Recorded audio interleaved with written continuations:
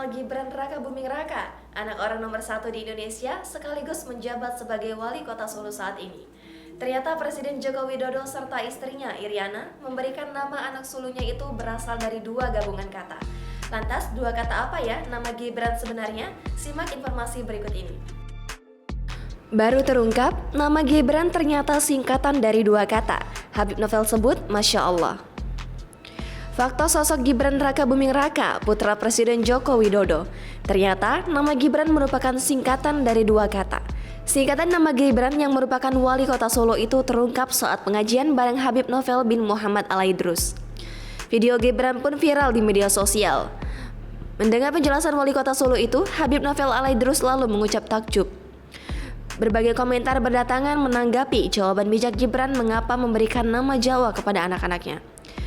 Kalau Gibran sendiri singkatan, Habib. Oh, singkatan. Gibran itu singkatan dari gigih berani. Masya Iya. Allah. Berarti bukan Gibran yang saya pelajari selama ini berarti ya.